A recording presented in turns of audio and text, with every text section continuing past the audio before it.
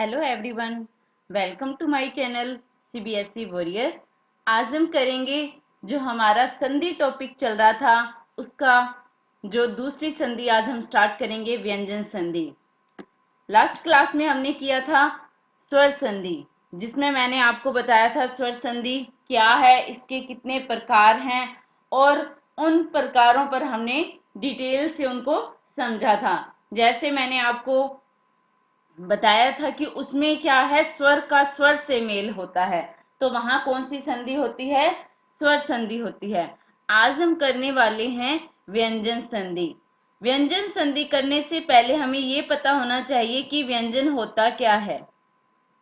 आज का हमारा जो टॉपिक है वो है व्यंजन संधि। व्यंजन संधि।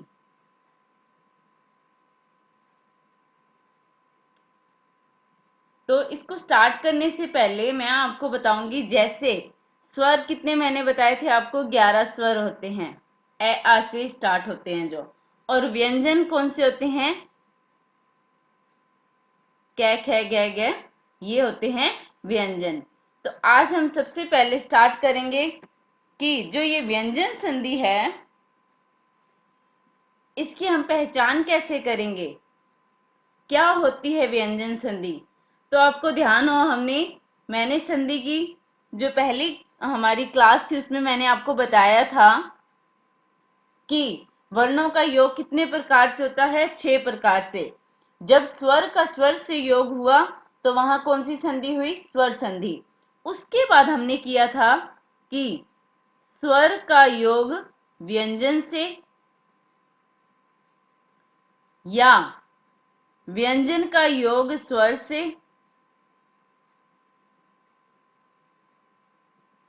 या व्यंजन का योग व्यंजन से। व्यंजन का योग व्यंजन से हो तो वहां कौन सी संधि होगी? वहां होगी व्यंजन संधि। कौन सी संधि होगी वहां पर? व्यंजन संधि होगी। व्यंजन संधि। अब एग्जाम्पल बहुत हैं, कैसे पता करेंगे कि ये व्यंजन संधि का उदाहरण है या स्वर का उदाहरण है या विसर्ग संधि का उदाहरण है? तो मैं आपको बता दूं एक जो इसकी पहचान होती है व्यंजन संधि की, कि इसमें हलंत, इसके जो एग्जाम्पल होते हैं उसमें हलंत का प्रयोग होता है। हलंत का, ठीक है। स्वर संधि में कभी भी हलंत का प्रयोग नहीं होता। जैसे मैंने लिखा, वाक योग ईश। वाक योग ईश। अब देखिए, ये है व्यंजन, ठीक है, और इसकी क्या लगा हुआ है? हलंत लगा हुआ है, ठीक है। और ये वाक है तो इसका क्या, अगर हम इसे जोड़ेंगे तो क्या बनेगा? वागीश। क्या बनेगा? वागीश बनेगा। उसके बाद अब चलते हैं हम, इसमें क्या होता है व्यंजन संधि में? कुछ शब्दों को तो जैसे है कि किसी वर्ण को बदलकर उसके स्थान पर हम अन्य वर्ण लिख देते हैं, जिसे इसमें कहा गया है आदेश। व्यंजन संधि जो है उसमें 4 जो है इसके पारिभाषिक शब्द हैं। व्यंजन संधि के 4 पारिभाषिक शब्द हैं। कौन कौन से हैं? एक तो होता है आदेश। कौन सा होता है? आदेश। आदेश का मतलब ये होता है कि किसी वर्ण को बदलकर उसके स्थान पर अन्य वर्ण लिख देना। किसी वर्ण को बदलकर उसके स्थान पर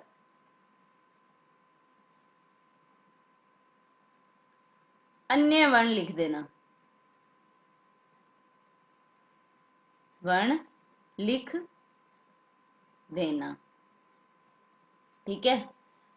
और उसके बाद एक इसमें आता है, ये तो हो गया पहला पारिभाषिक शब्द।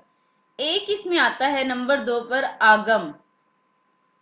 आगम, देखिए शब्द से ही पता लग रहा है कि इसका अर्थ है नया वर्ण लिख देना। नया वर्ण लिख देना, वो क्या होता है? आगम होता है। क्या होता है? आगम होता है। अब तीसरा जो इसके अंदर आता है वो आता है लोप। तीसरा जो इसका व्यंजन संधि में जो शब्द यूज करते हैं, पारिभाषिक शब्द, तीसरा उसमें है कि किसी वर्ण को हटा देना। किसी वर्ण को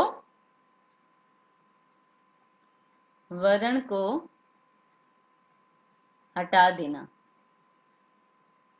जैसे मैंने लिखा, जैसे मैं एग्जांपल लिख रही हूं, जैसे ये दिया हुआ है, मैंने लिखा युवा वस्था। युवा वस्था। अगर हम इसका संधि विच्छेद करें तो क्या होगा? युवान योग अवस्था। युवान योग अवस्था। अब देखिए, ये जो है यहां पर क्या है? युवावस्था न है ही नहीं, तो इसमें क्या होता है? लोप हो गया। तो यहाँ क्या यूज हुआ कि किसी वर्ण को हटा दिया। और चौथे नंबर पर इसमें जो आता है वो कौन सा है? वो आता है प्रकृति भाव। प्रकृति भाव। इसमें क्या होता है? कोई बदलाव नहीं होता। कोई बदलाव नहीं होता। यहां तक समझ आ गया? क्या किया हमने? पहले मैंने आपको बताया कि व्यंजन संधि का जो होता है, क्या होती है व्यंजन संधि? जब स्वर का व्यंजन से या व्यंजन का स्वर से या व्यंजन का व्यंजन से जब मेल होता है, मेल होने से जो रूप परिवर्तित होता है, या हम ये कह सकते हैं जो विकार उत्पन्न होता है, उसे क्या कहते हैं? व्यंजन संधि कहते हैं। अब आते हैं इसके नियम। अब इसका नियम आता है, पहला नियम क्या कहता है कि यदि वर्ग के कोई भी, जैसे वर्ग है कि प्रथम वर्ण के साथ, ठीक है, कोई वर्ग है, इसका नियम पहला है, नियम पहला है,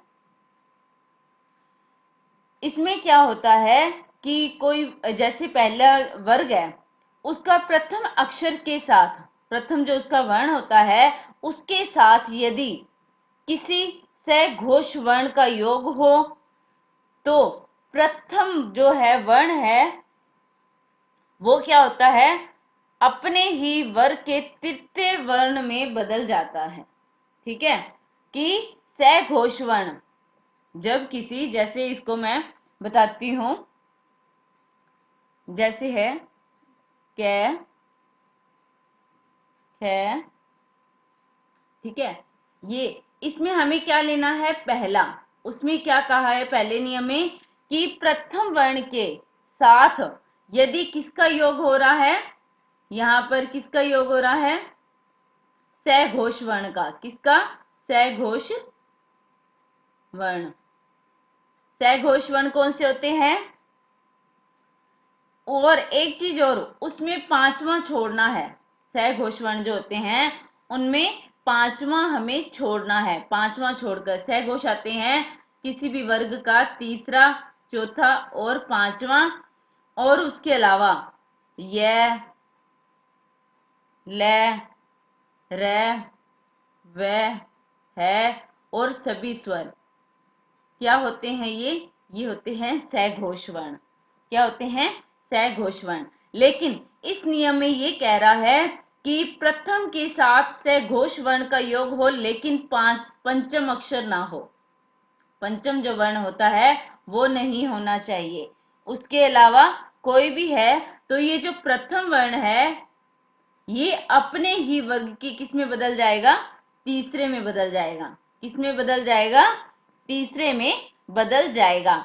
जैसे मैं इसका आपको बताती हूँ, जैसे मैंने लिख दिया कचट तप। कचट तप, ये तो है सभी वर्ग का पहला पहला। उसके बाद इसका तीसरा कौन सा है? गजड़ दब। कौन सा है? गजड़ दब। ध्यान दीजिएगा, ये तो है पहला वर्ग, ठीक है, पहला वर्ग। और ये कौन सा है? ये है तीसरा। ये दे रखे हों, इनमें से कोई भी है, ठीक है, कोई भी दिया हो और उसके साथ सघोष वर्ण का योग हो। सघोष मैंने आपको बताए थे, तीसरा, चौथा, पांचवा, लेकिन इस नियम में हमें क्या करना है? पांचवा छोड़ना है, पांचवा छोड़कर। यह लव है और सभी स्वर किस में आते हैं? सघोष वर्ण में आते हैं। जैसे एग्जाम्पल लिख रही हूं, आपको समझ आ जाएगा उसके बाद। जैसे मैंने लिखा यहाँ पे, जैसे मैंने लिखा सदाचार, सदाचार ले रही हूं जैसे मैं यहाँ, ठीक है। अब ध्यान दीजिएगा, सदाचार का अगर विच्छेद करें तो क्या होगा? सत प्लस आचार। हमें क्या लेना है? हमें लेना है प्रथम का अंतिम और दूसरे का पहला। तो क्या हम इसे ऐसे लिख सकते हैं? ये आ गया, उसके बाद इसका पहला, ठीक है। अब देखिए, मैंने आपको क्या कहा था कि किसी वर्ग का पहला हो, सॉरी, किसी वर्ग का पहला हो, उसके साथ सघोष वर्ण का योग हो, तो वो अपने ही वर्ग के किस में बदल जाएगा? तीसरे में बदल जाएगा। अब आपको मैंने बताया था कचड़ तप और गजड़ दब। कै का तीसरा गे, चे का तीसरा जय और टे का डे, ते का दै। तो अब हम इसे ऐसे लिख सकते हैं, तय के स्थान पे क्या बन जाएगा? इसका तीसरा दै बन जाएगा। ठीक उसी तरह ही इसे हम वैसे की वैसे ही लिख देते हैं, ठीक है। अब हम अगर इसका योग करें तो क्या बनता है? ये स्वर इसमें जुड़ जाएगा तो ये पूरा हो जाएगा, ठीक है। तो ये लिख सकते हैं हम सदा, और ये इसके साथ जोड़ दें, क्या बन गया? ये सदाचार। समझ आ गया यहां तक कि हमने लिया सदाचार का विच्छेद किया, सत्य प्लस आचार, और इसमें योग किसका हो रहा है? प्रथम वर्ग के साथ सघोष वर्ण का योग हो रहा है, ठीक है। प्रथम किस में बदलेगा? अपने ही वर्ग के तीसरे में, तो ये दै में बदल गया, और इसका हमने योग किया तो ये क्या बन गया? सदाचार बन गया। ठीक इसी तरह ही और एग्जाम्पल लेते हैं, जैसे मैंने लिखा अजंत, अजंत। अब ध्यान दीजिएगा, अजंत है, ये कौन सा? ये हमें तीसरा दे रखा है। अब हम इसे तोड़ेंगे किसमें? अच में। किसमें तोड़ेंगे? अच में। अच योग अंत। यहां तक आ गया समझ में कि ये देखिए यहां पर ये पहला अक्षर है और इसका सघोष के साथ योग हो रहा है। ये किस में बदल गया? अपने ही वर्ग के तीसरे में बदल गया। और इसके साथ जब ये स्वर जुड़ा, ए जोड़ दिया, तो ये पूरा हो गया। तो इसका क्या बन गया? अजंत बन गया, अजंत। जैसे और एग्जांपल लेती हूं मैं, जैसे मैंने लिखा अब्द, अब्द। ध्यान दीजिएगा, अब्द है, ये शब्द हमें मिला हुआ है, ठीक है। अब हमें इसका विच्छेद करना है, तो हम कैसे करेंगे? देखिए ये बै है, ये इसकी जगह अगर हम इसके टुकड़े करेंगे, विच्छेद करेंगे, तो क्या बनेगा? आपको भी पता है, पै वर्ग का तीसरा जो होता है वर्ण होता है, वो कौन सा होता है? वो होता है बै। तो इसको हम तोड़ेंगे किसमें? अप में। अप योग दै पीछे बच गया। देखिए अब ये आ गया पहला, ठीक है, पहला आ गया यहाँ पे। अब इसको हम जब करेंगे तो आपको भी पता है, ए की जगह पे हम क्या बना देंगे? यहाँ पे इसका तीसरा लिखेंगे बै। यहाँ कोई स्वर नहीं है, इसीलिए ये क्या आएगा? आधा आएगा। तो इसका क्या बन गया? अब्द। अब्द का मतलब क्या होता है? दै का मतलब यहां पर होता है देने वाला। क्या होता है? देने वाला। और ये जो इसका अप है, इसका मतलब क्या होता है? जल। क्या होता है? जल। और जल देने वाला तो क्या होगा? ये बादल। तो हम ये कह सकते हैं ये क्या बन गया? जलद। क्या बन गया? ये जलद। तो ये जलद जो है, अब्द हम ये कह सकते हैं, ये जो अब्द है ये क्या है? ये बादल का पर्यायवाची है।